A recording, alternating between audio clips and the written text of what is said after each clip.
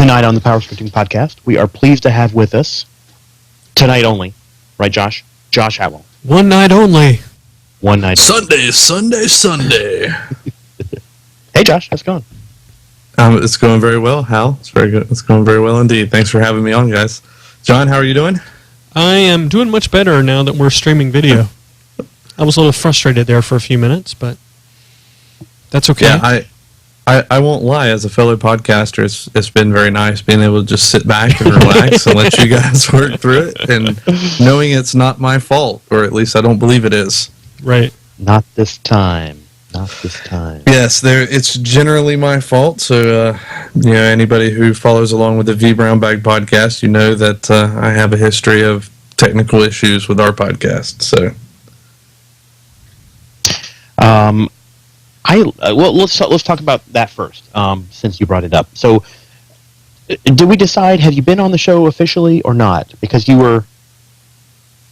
I was on probably about 2 years ago. You guys were kind of doing have people just call in and tell a story essentially about something that they're working on, and I was the last one of the night for that, so I got the unique distinction of getting the question. So I was actually, funny story on that, I was driving home from Charlotte or something and stopped at a McDonald's to get Wi-Fi so that I could call in and provide some input. That sounds familiar now. Yeah. Yep.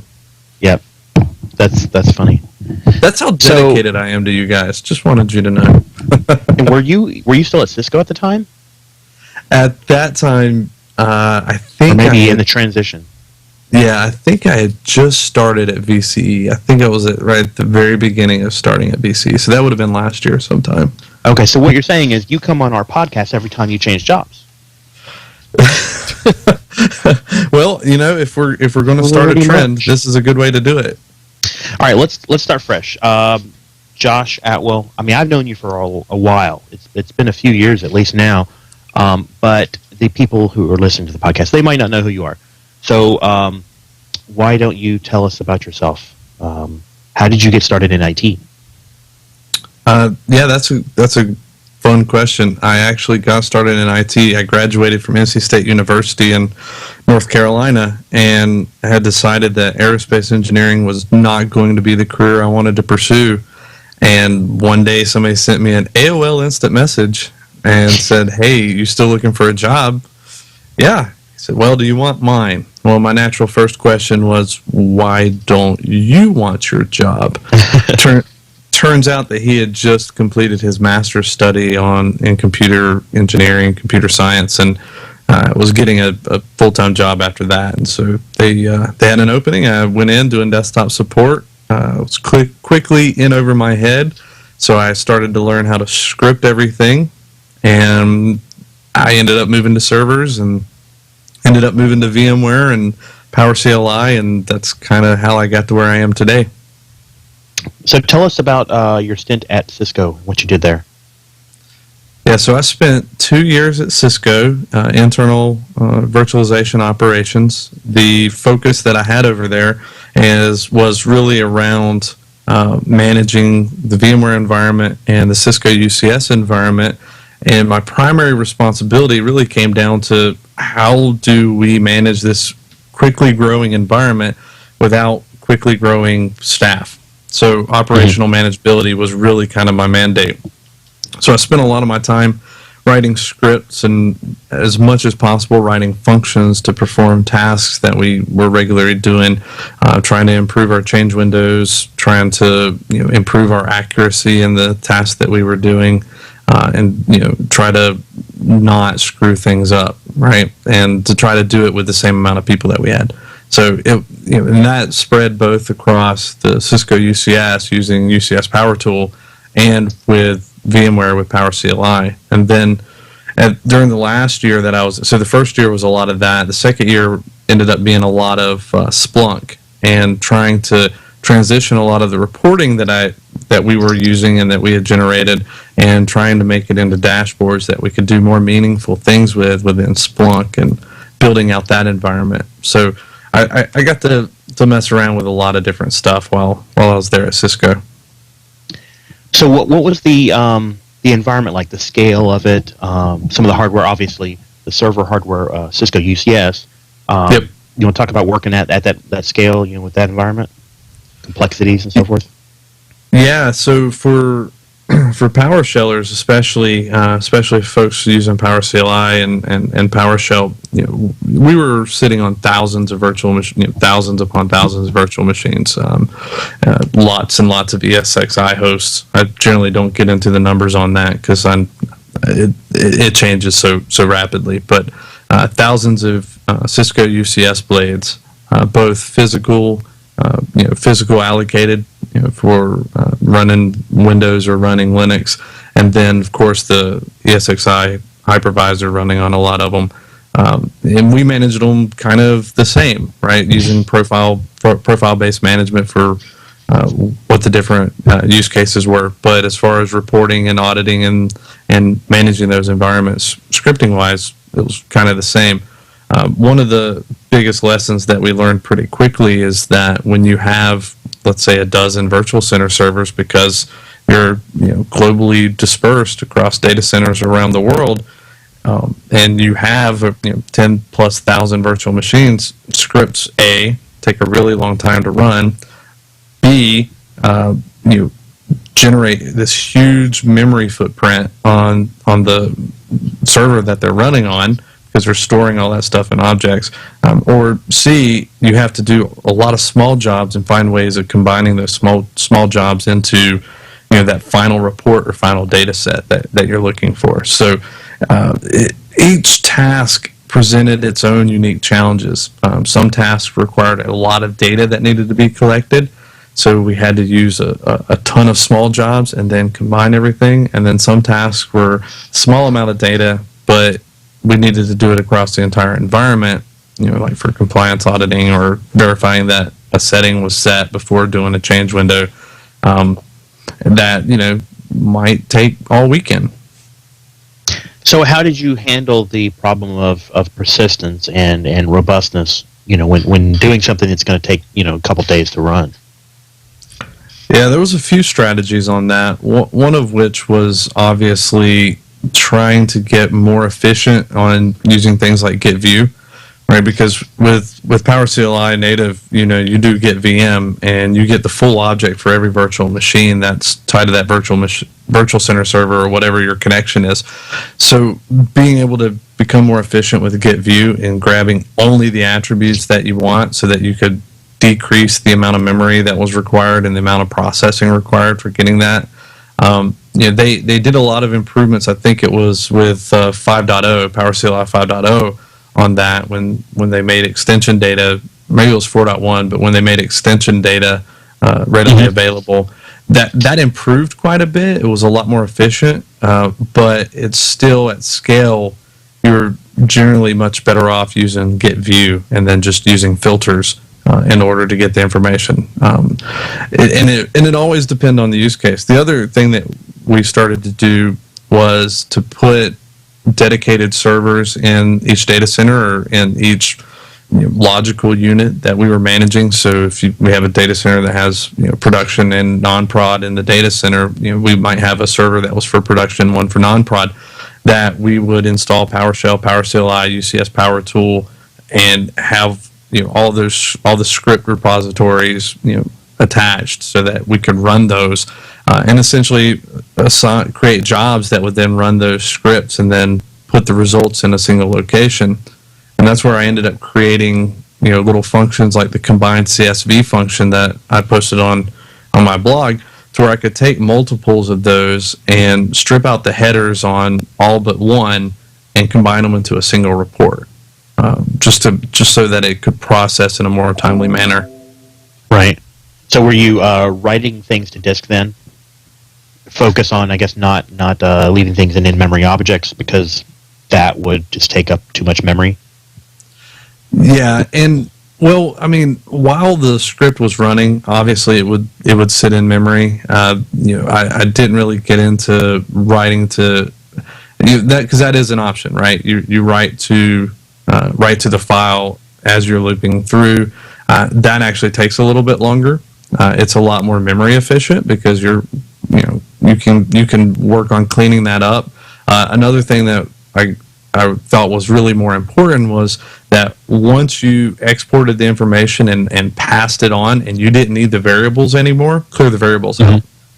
Okay, That worked a lot more efficiently, because using shared storage and everything needing to go across the network, there's little bits of latency when you're looking at thousands of virtual machines. Tiny bits of latency could add up. So being able to just clear out those variables would clear out some memory and keep you from having to have an extra beefy machine, or run the risk of things going to swap or something.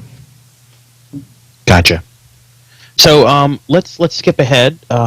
You left Cisco and you went to VCE, and I know you moved again, so you're not there anymore. Yeah. But I did want to touch on VCE, the technology, because back when we invited you, you were still there, and I was going to have you talk about that. I'm not going to. I don't want to focus on the old news, but just from a high level. So what is VCE? And we'll dig into it a little bit for folks on the phone. Sure. So VCE is a company that was originally based on a coalition between VMware, Cisco, and EMC, and they worked together to create a converged infrastructure between the best products out of those companies. So VMware for the hypervisor and the management layer, Cisco for networking and compute, and EMC for all the disk I/O, all the storage. One of the things that intrigued me about that, being a guy doing automation, was that in an environment like that, you have a consistent target, right? You know what you've got. So if you have multiple vBlocks, then from a management perspective, you were able to know that this vBlock will behave like that, vBlock will behave like that vBlock. So from one of the challenges I had at Cisco is that, since Cisco is who they are, and they have strong partnerships with NetApp and EMC and other companies, you have those technologies in the environment. It's really important for you to run those in the environment. So having to deal with the nuance and the differences between managing the different platforms was kind of a pain. So I really liked the opportunity at VCE with just the single known platforms. So how does that? So I know that there is an EMC thing called vSpecs, which, as I understand it, is roughly the same thing in terms of hardware, but there's different. It doesn't have some of the wrapping and some of the extra things that VCE brought. What's that so about? I'll try to avoid going into my old habits of doing the VCE pitch, but I'll specify that.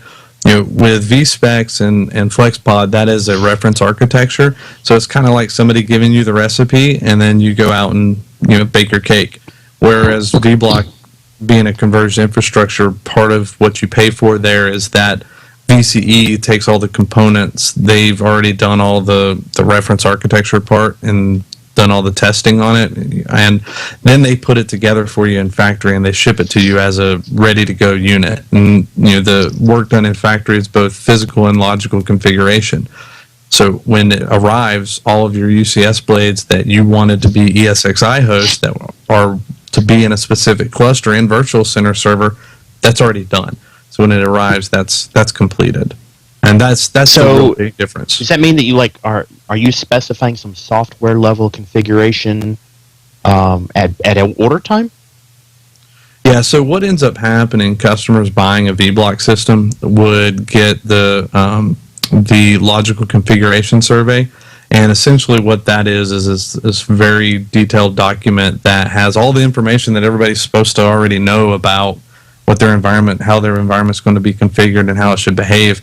And you fill that information out: what IP addresses, what VLANs, what names, what your data store names are going to be, their sizes. It's an extensive document. But you fill that out, and then that is used by the factory implementation team, the logical implementation team, to actually logically configure everything in the vBlock. Okay, that's kind of cool. Yeah, and so then seeing it in the factory is really cool. On the provisioning side, they've got some pretty cool automation. Well, I won't get into that because what they have is probably quite proprietary, and they do have it's ISO, I think it was 9001 standardized. So it is a standardized process that they use, so it is consistent with every VBlock that's shipped, and kind of to lead in what we were originally going to talk about, with respect to VCE. Because the VBlock is constructed the way it is and it's designed the way it is, they were able to develop software called Vision Intelligent Operations, and essentially that was a layer of software that is added to every VBlock that has all the relationship mapping for the VBlock system already built into its database. So, each ESXi host name is mapped to the UCS blade, which is, they know what's connected to it, all those relationship maps and what networks are connected, all that stuff's already inherently in Vision Intelligent Operations. And with the API that they provide, you're able to look in, find that information, and then use it. So how, I know that kind of was conceived, released, and while you were still there at the company. Did you play with it? As far as hands-on, and using it from consuming some of the services that the API offered? Yeah, I did. So the fun part about my role at VCE was that I was a pre-sales architect, so I was out in the field, which means I didn't get as much time to play with stuff as I would have wanted to. But since the development team for Vision Intelligent Operations was based here in the Raleigh RTP area, I had access to those folks, and they're fantastic. So I did get opportunities to talk with them about what they're doing. We did have environments that you can log into. I had access to labs that I could get into and play around, and to be able to see how we could integrate different things. In fact, there was a couple of little pet projects that I was working to push internally that some have gained ground, some I don't know where they are, but there was a lot of potential in that, because the API did provide all the information that was within the infrastructure. And the biggest challenge I had in Cisco and the scale of Cisco, and I think a lot of people have, is the relationship mapping. Like when you're trying to create tools, or especially with something like Splunk, or if you're trying to do detailed reporting with scripting, understanding how things relate to one another within your environment and your infrastructure and your software layer and things like that. Understanding that mapping is a tremendous advantage, because if you know that, then you're able to kind of dig in, find root cause analysis faster. Your mean time to resolution goes down, and what you end up doing is you know better about what kind of impacts that you're going to potentially assess when doing changes and things like that. So that was a huge amount of information that they had that's kind of available to the VBlock customers. So there's a question in the chat room I wanted to touch on here. Yeah, I need to look at that. Going back to configuration of ESXi servers and so forth, how does licensing work? Do they actually pre-configure? Can you like buy a VMware license and then it's magically configured, as well as everything else? Yeah, so when you purchase a VBlock, you either have to have a ELA, Enterprise License Agreement, or you have to purchase the VMware licensing, and it is Enterprise Plus for most of the VBlock systems. They have, with some of the systems, because they have multiple models, with some of the models you can get like Enterprise Standard, or not Enterprise Standard, but standard licensing, but Enterprise Plus is the default VMware licensing that you get. So there's another observation in the chat room that's kind of interesting. A friend of a friend story here, where guy sees installation of vBlocks. He does the installation of vBlocks on customer sites, and he says that the IT departments where these vBlocks are landing are sometimes unreceptive to them, because they see it as kind of dumbing down the work and kind of outsourcing some of the work. I'm kind of curious as to what you think about that. Well, I'll put it two ways. Actually, no. I'm just going to sound very Don Jones about this. Okay. I'm gonna pull out my inner Don Jones here. Listen, if you don't understand why your management is buying a VBlock and the fact that outsourcing those tasks are important to the business so that you can focus on more meaningful tasks that are relevant to the business and how it generates income and how it keeps the bottom line so that everybody makes a profit and everybody does well, then you really need to go do something else, right? Because if you are myopic to that, then you don't understand what your purpose is in the organization. And if you think your only job is to configure an ESXi host and to connect it to the network, now granted, you still have to know how to do that because that stuff comes up.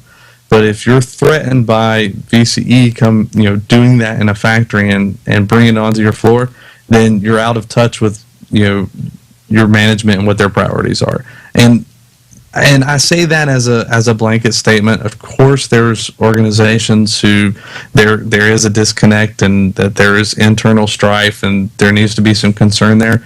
But in the end, if you're an IT professional, if you don't understand that your role in the world is to drive value to the business, then you need to reevaluate what you're doing. So that's kind of how I address that. Now when I'm in front of these guys, when they would address that, I would say the same thing, but I would be a little gentler about it because I am on a sales call. But I'm not on sales calls anymore, so I can do my inner Don Jones a little bit. But that's the nuts and bolts of it. I mean, I understand where they're coming from, but if they really don't have anything better to do than configure ESXi hosts, then I don't know what to tell them. Yeah, I think that's fair. I think that's fair. I think that, my view is going to be pretty much the same as yours, but I would just say, I wouldn't, like people, if you're uncomfortable with change, try to work on that, because that's what'll mess you up. That's what'll slow you down. Take this VBlock in, say thank you. I didn't have to rack it, and then do something more useful with your time, like learning how to, I don't know, automate some fancy reporting thing with the Vision API that you couldn't have done before.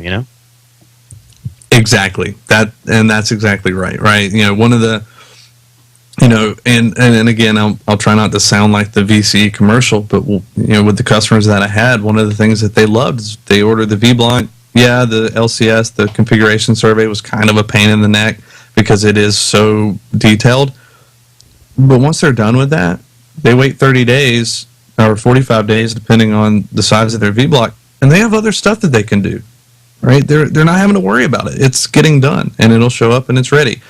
And that actually bothers people sometimes. They're like, oh, but I'm not doing it. I'm like, but don't you have other work to do? Of course. I have never, not once, ever, and I've been doing this for a while, I've never met an IT professional who had less work to do than they had time.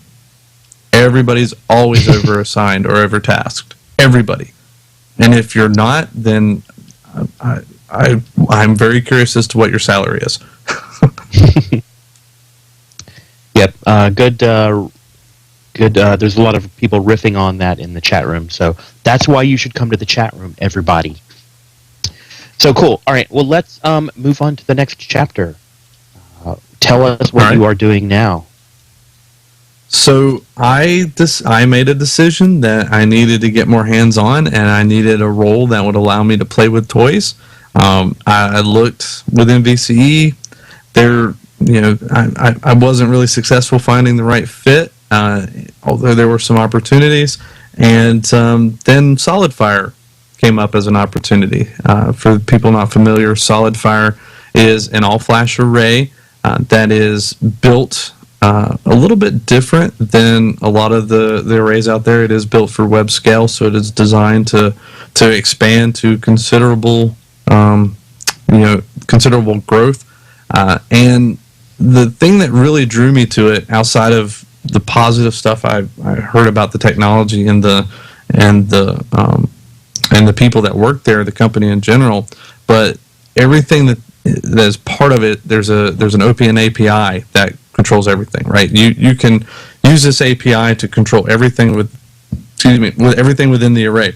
And the user interface runs off this API. In fact, in the user interface, you can click a checkbox, one of two checkboxes, and you can track all of the requests and the responses that the user interface is making to the cluster. So that's just fantastic to me, being an automation guy. My role there. So what is it that what are some of these elements and objects that are moving around that you're monitoring?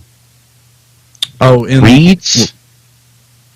Right. Oh, in the API? No, it's like requests. So if, for instance, I want to create a new volume, right? Okay. I go to create the volume, give it the name, give it the size, give it the QoS profile that it's going to have, from an IOPS perspective, and that request, the request that's made to the API, that is what I'm seeing and what I'm getting back.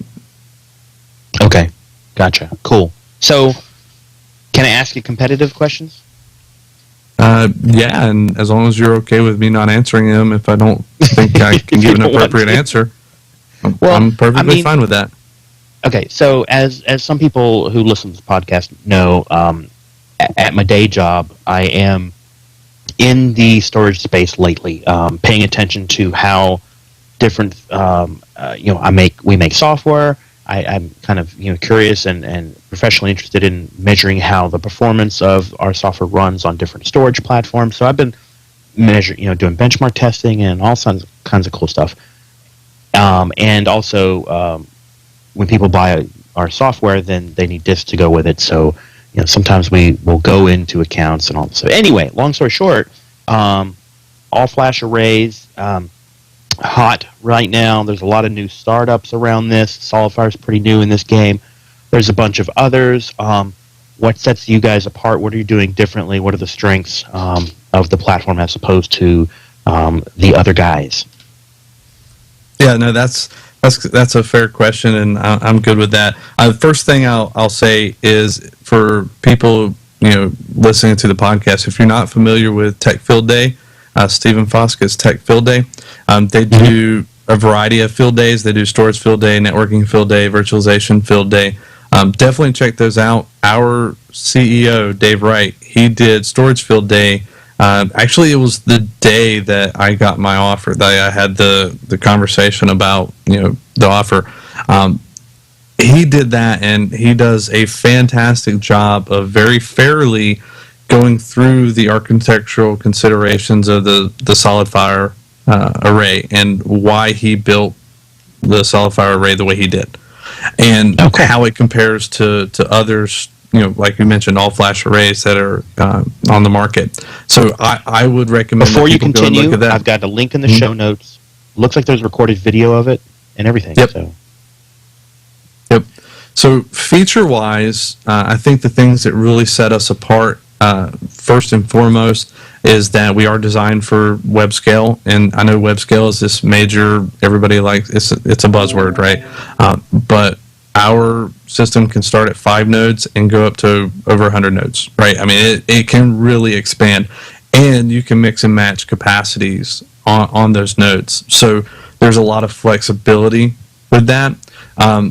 The other thing that I think really sets us apart, and you're going to start seeing a lot of this, in fact, just this past week, we launched our new VMware Solutions site on the solidfire.com website. And in that, you can see that QoS. So within VMware vSphere, Storage I/O Control is a function capability within VMware, so you can manage how much an individual data store virtual machine, how much I/O it can have to the storage.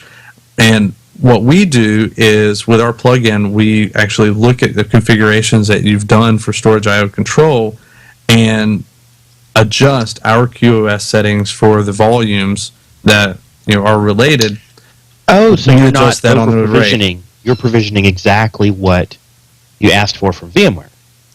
Yeah, so the way it really works is, let's say that you say that these virtual machines need higher I/O priority, or this data store needs a higher I/O priority because, let's say, it's running an Oracle database, right? Or maybe it's a SQL logs drive. And what you can do is by setting storage IO control, what it does that if there's 30, I think it's 30 milliseconds, if there's any issue there, it will, or any contention, it will jump in and tell everybody to back off, give this guy some space and let him do what he wants to do. We're a little more efficient than that. So what we do is with our QoS is we just guarantee that it's going to get the IOPS. And so if there's any contention, we make sure that that guy gets his minimum IOPS and is getting what he needs.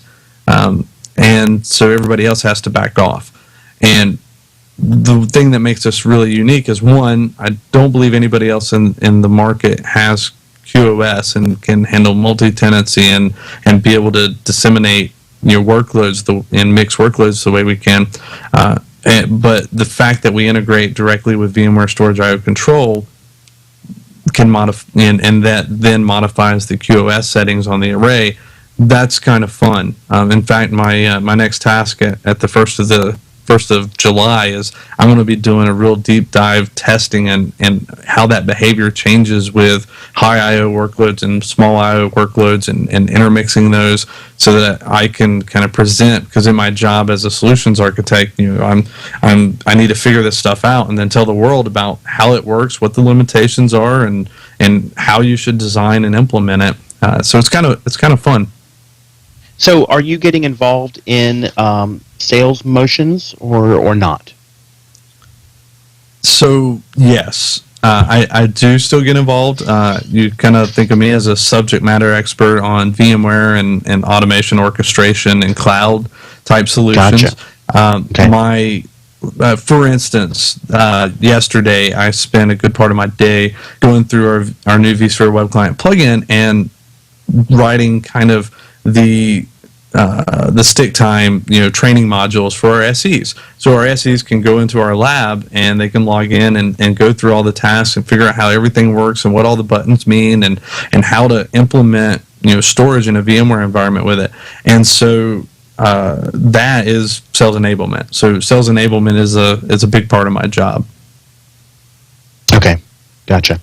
So you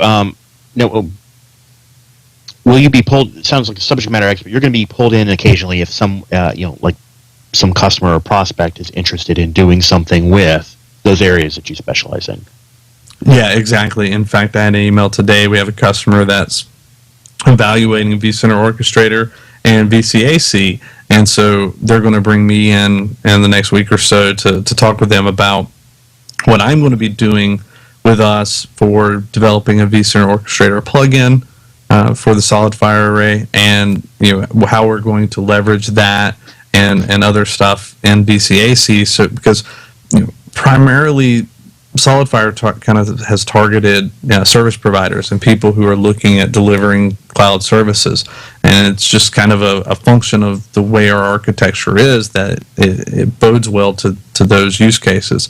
We're really heavy in OpenStack as well for the same reason. So kind of my job for the next quarter or so is to kind of get that stuff built up. So if I'm doing my job well around VMworld, hopefully we'll be seeing a lot more stuff from that. So let's dive into a little bit more into a couple products that you just mentioned, VCAC and OpenStack. Your history, of course, your experiences in the VMware land. I'm kind of curious to get first of all your I'll say, so what is your picture of where OpenStack is versus where VMware is with their automation suites? And I know you went to the OpenStack Summit recently as well, if you want to touch on what was going on there. Yeah, it's interesting. There's organizations. Yeah, there's organizations doing a lot of various things with these products. In fact, the blog post I wrote today that's going for the Cisco Champions on the Cisco blog was really around how the maturation of these products are kind of making our portals and our use cases and the way we do this stuff better. I still find that adoption is still a lot lower than we would probably hope or anticipate. I think that's going to continue to change as the next evolution of VMware's products are released in the coming year or so, whatever their timeline is. And it's kind of funny. I sometimes wonder how much people really need this stuff and how much they just want to work with it. And I'm a huge advocate, but I do think that most people are kind of choosing a platform just based on cost. So, does therefore OpenStack become more attractive? It's free-ish. Yeah. So I just did a fun little podcast guest trick, and I baited you to that question. I know. Yeah. So I just wanted to call that out so nobody thought I was backtracking here. When I say cost, I don't necessarily mean dollars. Right. It's opportunity cost. It's actual, tech debt. It's identifying which one can get you where you need to be faster and what that value is. Right. So, you get your proprietary software. It has a higher sticker cost, your higher, capital expenditure cost. But when you look at something like OpenStack, you're looking at more of kind of an operational, how many people do you need doing development? How long will it take? What can they do? It really varies, right? And I think that's what organizations are looking at. Which costs do they want to incur, and what are their goals, and what are what are they trying to accomplish? What service are they trying to provide? I saw some really interesting things. I mean, I'm a VMware guy, right? I'm getting into the OpenStack world and getting more familiar with it. One thing that I thought was interesting being PowerShell folks, there's a lot of Microsoft people here. One thing I thought was kind of interesting is there's a lot of bemoaning of the proprietary ecosystem. And then I attended a few talks where people were kind of touching on VMware, and they thought, wow, there's some features in here that are really neat, like vMotion, right? And the funny thing is, but the funny thing is when you really think about it, for the most part, people who are looking towards OpenStack, they're doing their high availability in the application. So the high availability in the infrastructure is less important, right? In the conversation that they have. But as an operations guy, I look at him like, yeah, but don't you ever want to put that into maintenance? Yeah. If you got to put it into maintenance, you have to kill every one of those application servers. And how do you do that cleanly without a lot of people? vMotion now becomes really, really slick and handy. So it's really different, right? And it's really all about measuring out what you're trying to accomplish and what it's going to cost to get you there. Okay. So, what about features and functionality? And does OpenStack have enough that most use cases are going to be covered by it? You mentioned vMotion, for example, is not being there, but what about all the other stuff generally for cloud environment? Yeah, I'll go back to my previous statement. It really comes down to what applications you're putting on it. I think it has enough that you can run workloads on it. There's no question about that. In fact, you can use OpenStack more or less as a front end and use VMware environments on the back end and do alignment there. In fact, Kenneth Wee and Scott Lowe did a really great session that talked about that. Scalability, I think, has a big impact. But again, the scalability also is directly related to the applications that you're running. That's what it really comes down to more than anything, right? Everything we do is about getting that application to do its stuff and what it's supposed to do. So for some things, OpenStack is perfectly acceptable. And I would venture to guess that a lot of these large enterprises and organizations that say that they're having these big pushes to OpenStack, I'm very interested in understanding whether or not they are putting their tier 1, highest priority workloads on there. Yeah, as opposed to their development environments or what have you. Right, and that's perfectly reasonable, right? If you have a development environment, you're paying VMware licensing for that, and you decide that that isn't necessary, then moving it to another platform like OpenStack or Hyper-V or Zen, that's an architectural design decision that's based on business requirements. And guess what? That's IT, folks. Yep. Going back to what we said earlier about how you need to think about why it is that you're providing this service. It's not to rack servers. It's not to set up that Exchange server. It's to provide mail. Right. Yeah. I mean that is your job. Now the task delivering. Exactly. Your tasks in order to deliver that, require a certain skill set that you need to actually perform those tasks. Like I should not be allowed to set up an Exchange server again. I haven't done it since Exchange 2007. But you're absolutely right. Right. If in the end I get an Exchange server up and it's online and it's safe and it's okay, then I've succeeded. Cool. Okay. So is solid going back to SolidFire, is flash storage for every workload? I am the wrong person to ask that.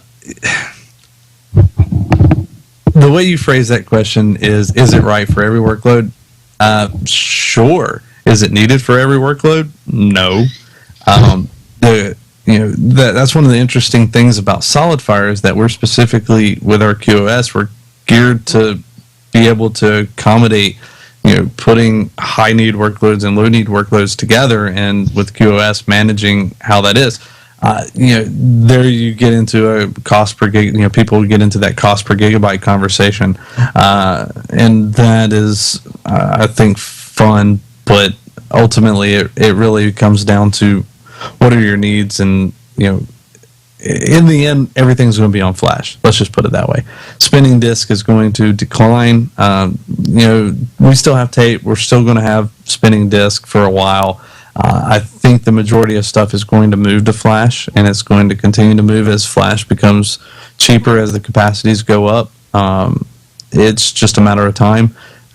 Is it needed for every workload? No. Is it okay for every workload? For the most part. All right, I was reminded that we do occasionally talk about PowerShell on the podcast. Yeah, sorry about that. Therefore, no. This is good. This is all good stuff. And we do occasionally take breaks. Yeah, I can talk a little bit about DSC. So also may mention before that. Before we do, because I want to hold that thought. How do you manage one of these SolidFire systems from the command line? What are your options? Honestly, I haven't done anything from a command line. I know it can be done. We're going to have to come back to that then. I don't want to put you on the spot on something you don't know. No, that's fine. When you are the master of that, let me know, and we'll have you back. Yeah, I mean, one of the things, actually, in truth, my whole goal at SolidFire is to make it to where you never really have to do anything with what we've provided other than the API. Right, so I'm working on vCenter Orchestrator. So this kind of goes back into this. I'm working on vCenter Orchestrator. Actually, what I'll probably be doing a little bit later this week is trying to see if I can get PowerShell to give me some information back from the array. I know it can, right? I just got to figure out how to do it and then how to parse the information. PowerShell commandlets are something that I've already started kind of pushing for. It's on the list of things to look at.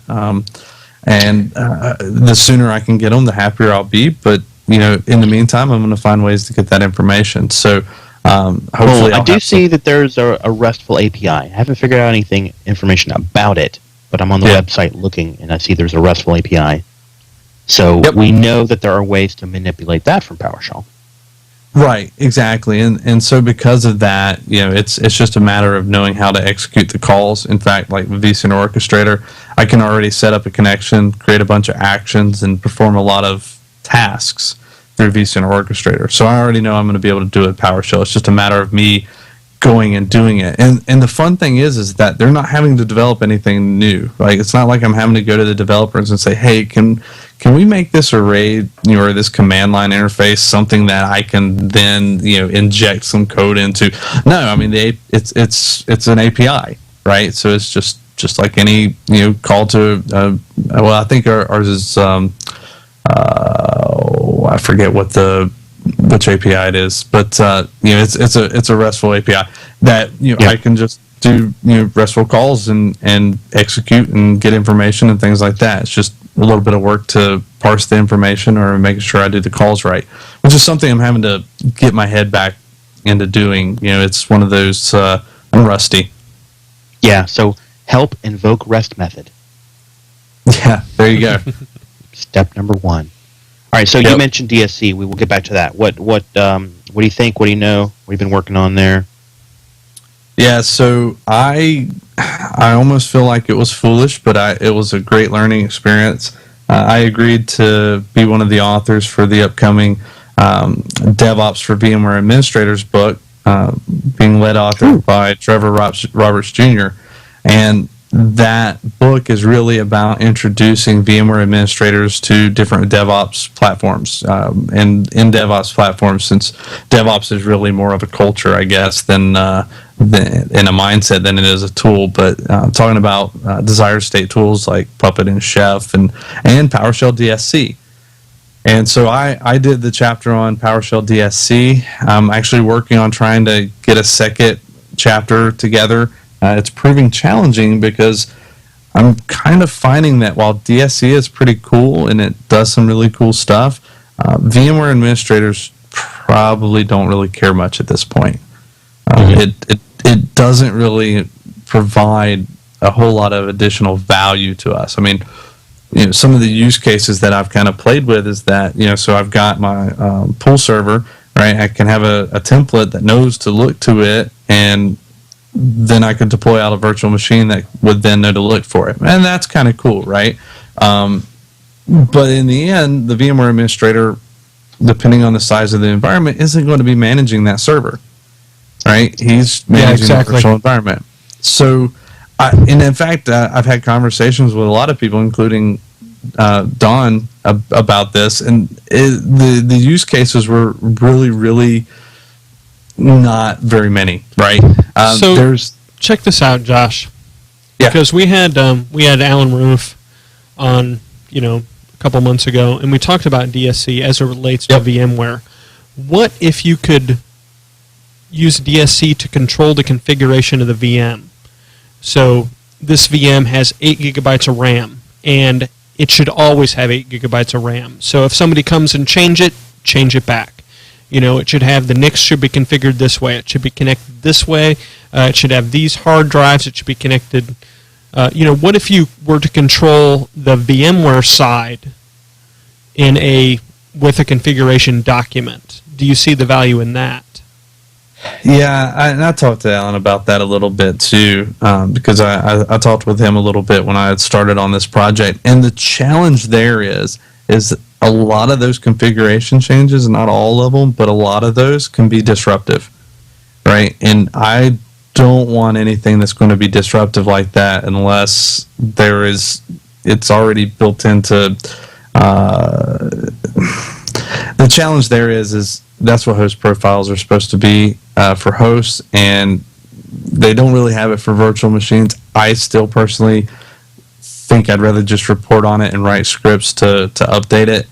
I'm not wholeheartedly into that concept.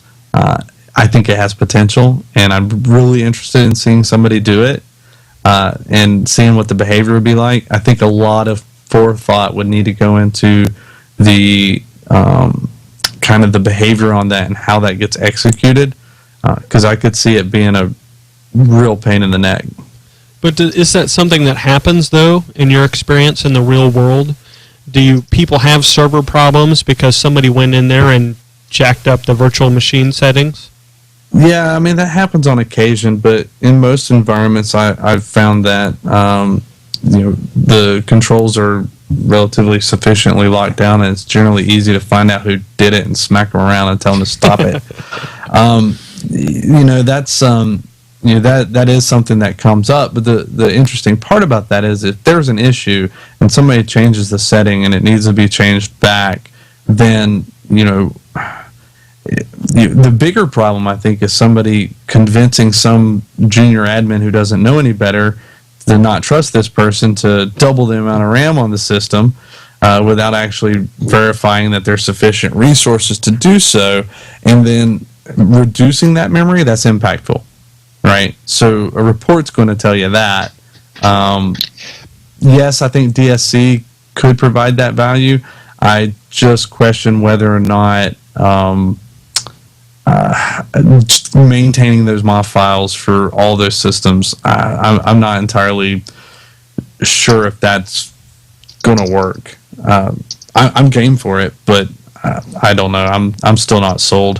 The only thing that I've found so far that intrigues me enough that I'm testing it and I'm going to try to get it to work. I've had some lab issues, but being able to invoke a script to a virtual machine through the VMware tools, I am thinking that if I have a template that has that I can then execute a script through the VMware tools, right, and execute it on the virtual machine, I could conceivably do the desired state configuration before the network adapter is even online.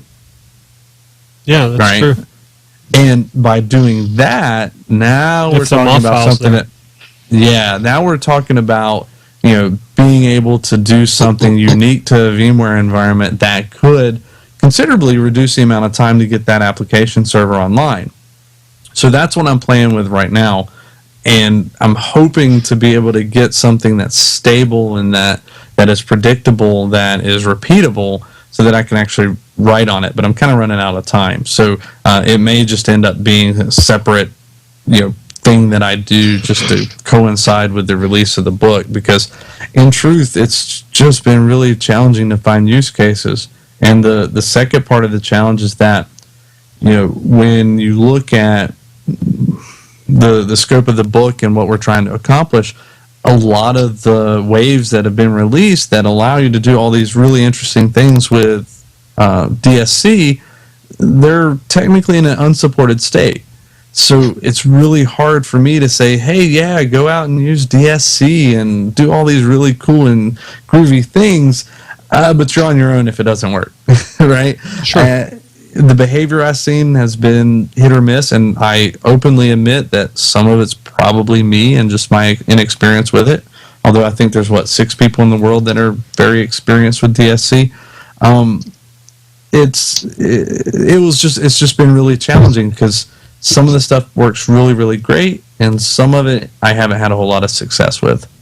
So taking DSC specifically out of the picture, what do you think?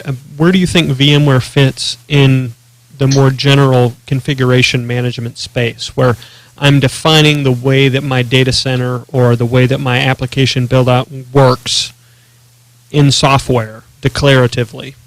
And, I need this many VMs, and they look like that, and they're running these applications, and they're configured this way. Make it so. Do you see that in the future?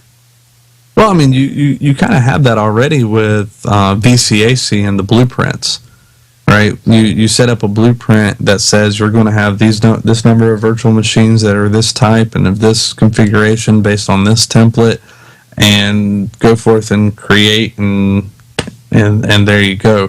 That's kind of some of the things that we've seen in Lab Manager. That's some of that type of functionality. What I'd be more curious about is, and this is where DSC could potentially come in. If you're using tags within Virtual Center Server, you're tagging virtual machines as a specific application type, and that's supposed to have a specific configuration so that all of these application layer servers are only supposed to have 8 gig of RAM, and all of these database systems are supposed to have a minimum of 16 gig of RAM or 32 gig of RAM or whatever you want to pick on the hardware components. Then that really becomes a compliance monitoring thing, and then you have to go through the work of how then would DSC or this product go through to remedy that, right? Because VMware does have a configuration manager, and a lot of that is really around the hosts and how the hosts are configured and the settings for some of the settings for virtual machines, and it does remediate stuff. But it requires, attention, right? It's a lot of this stuff still. There's a lot of, well, this is why we're starting, let me try to say this more succinctly. This is why we're starting to see more of IT infrastructure and more of what we're having to manage as administrators move to policy-based, right? So that at implementation, it follows a policy, and it really, you have to modify the policy in order to modify, the configuration. And that really gets to where, on the infrastructure side, by using policies, you should be minimizing that impact. Well, since it's a software, we need another policy engine on the software side. DSC could serve that purpose, but it has some limitations today because it's essentially initiated in most cases from the OS that you're configuring. So it has no visibility outside of that domain, outside of that realm. Like if I'm using DSC to configure my 2012 R2 server, it doesn't know what hypervisor it's running on. So it's almost like you need a higher level, a higher layer of abstraction to deal with stuff at that level. And I don't think that PowerShell DSC is there. I know that's where they're going, right? Because they're talking about configuring switches, and they're talking, they've already demonstrated it, right? So I could see that happening down the road, but I see what you mean. It's not there yet. Well, you know what we're going to end up with, right? Everything's going to be a MOF file, and I'm cool with that. Vern pointed out that DSC touches all the way down to the app layer and file level. I agree 100%, right? It does, and I think that DSC could be the policy enforcer. I'm game with that too. But at some point, we're going to have something that manages all the MOF files.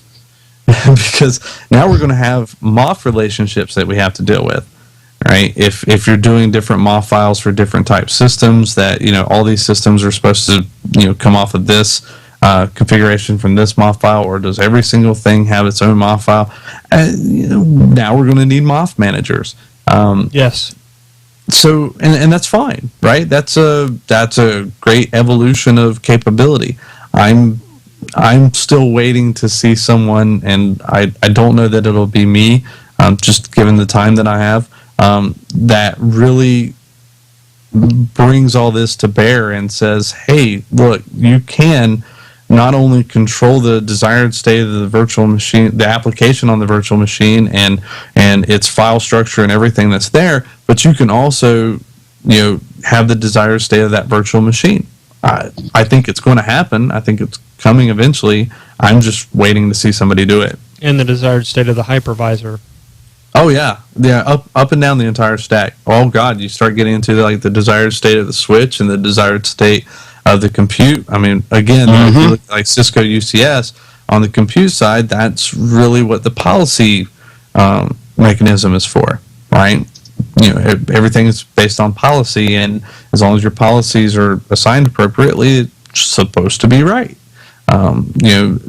There is drift. I think one of my favorite features about DSC is being able to track, monitor, and remediate drift. That is fantastic. I think it's great.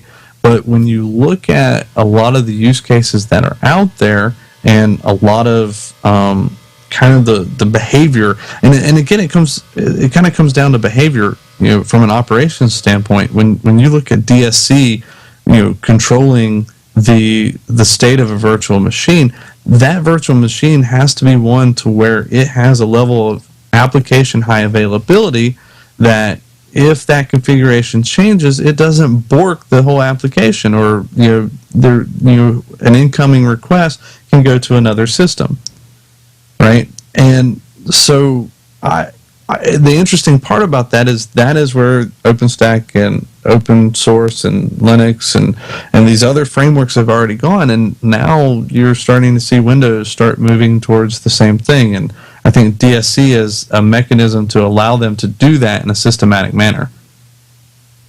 Yes, absolutely. And And yes, I see Matt Hitchcock saying a large enterprise working out a DSC pull server strategy is already challenging.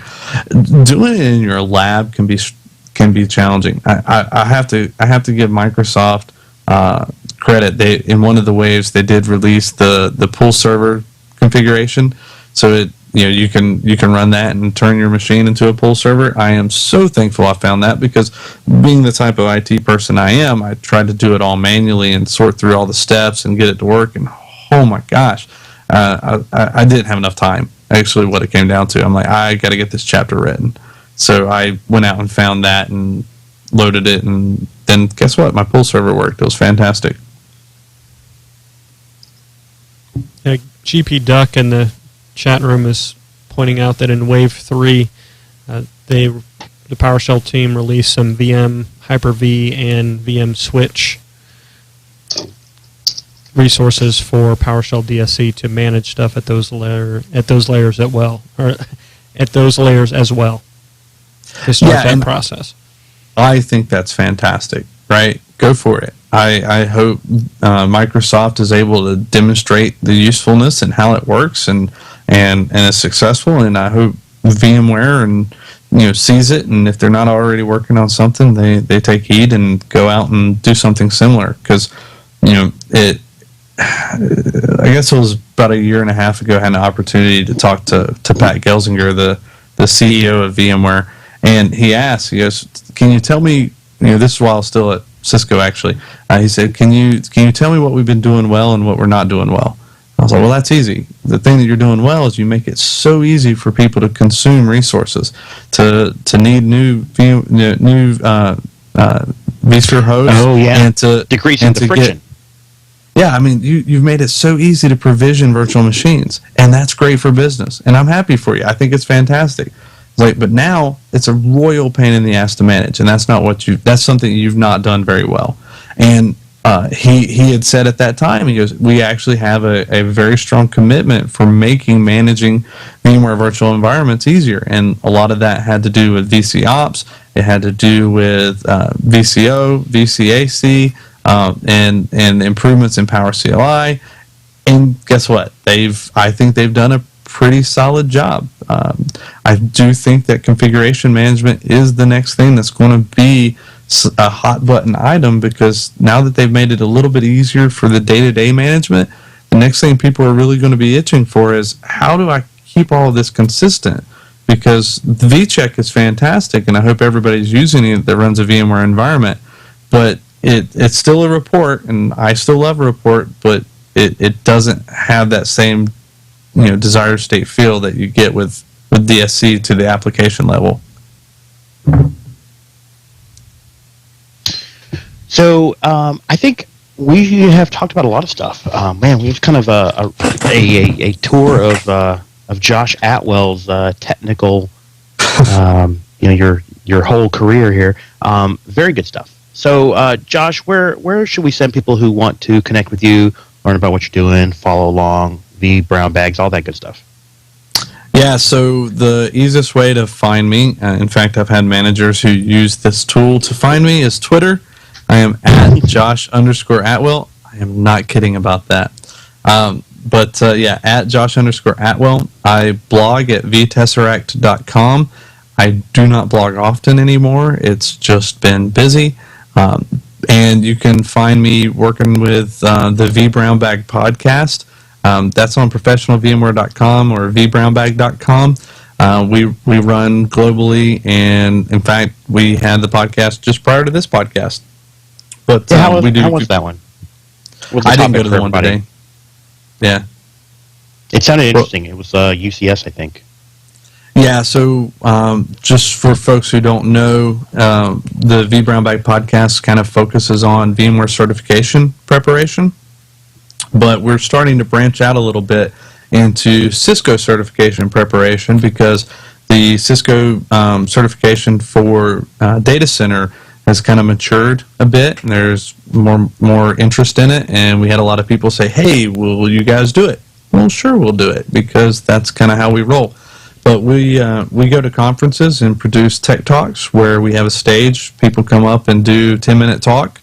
about a technology and what they're doing. We put it up on YouTube. We were just at OpenStack Summit, and we'll be at both VMworlds this year. It's a lot of fun. It's been really fun and rewarding, and we thoroughly enjoy it. Awesome. Yep. So that's how you get in touch with me. Either that or I'm asleep. If I'm not on Twitter, I'm asleep. That's what my wife says. So she's noticed. Has she ever said, "How do I, do I text you? Will you get that?" No. Oh no. Yeah. No, she texts me. She doesn't mess with Twitter. She has a Twitter account just so that when I want to make mention of something funny she says, I can appropriately credit her. Yeah, that's pretty much the nuts and bolts of her on Twitter. No, she has no challenge getting a hold of me. So, Josh Atwell, this time around, we get to ask you, what was your first computer? My first computer was a Tandy. I don't know what the model was, but I had to look it up. I'm really not sure. It was I wasn't really into it then. It was something my uncle had bought and decided he didn't like, if I remember correctly, and I think he gave it to me. But it connected up to a little 13-inch black and white TV. It had ports for a joystick. I had to connect a tape player up to it to save anything, and I had a dot matrix printer. And one of my earlier computer forays was I had a book report I had to write for I think it was elementary school, and I typed it up and I printed it out on my dot matrix printer, and I took it to school, and my teacher wouldn't accept it. She's like, no, I don't know where you got this, but this is unacceptable. It needs to be handwritten, so I know it came from you. Wow. That's funny. Yeah, so valuable lesson learned there. But that was my first computer. Yeah. Well, you know what? It didn't deter me because all through school, I think the first significant computer I got was when Windows 95 was released. That was when I really kind of jumped into computers, which was kind of late, I guess, for somebody who makes a career out of it. But when I jumped in pretty solid, and I've always tended to be a few steps ahead of my peers as far as how I utilize the stuff. But now it's ubiquitous. Everybody's got it, and everybody does all kinds of stuff. So I'm not special anymore. You're still special to us, Josh. Well, I appreciate it. All right. Well, thank you very much, Josh, for coming to spend some time with us on the show tonight. Really appreciate it. Yeah, thank you very much. Oh, and thanks for having me. This was fantastic. I enjoy you guys. I wish I could listen in and be in the chat room more often. And I do see that Vern got it was TS80, and he is spot on. That's exactly what it was. It was the TRS-80. Cool. Yeah, TRS-80. Awesome. All right. Well, thanks again. All right. Thanks, guys. Okay, cool. So I'm happy with the YouTube, Jonathan. Yeah, I am too. I wonder what happens when I stop the stream. Stop streaming. No, don't stop the stream. I'm looking at it. Okay. As you were. So, no, I mean you can stop it. It's okay with me. I want to see what happens. I'll tell you. Okay. You're gonna have to wait 30 seconds for it to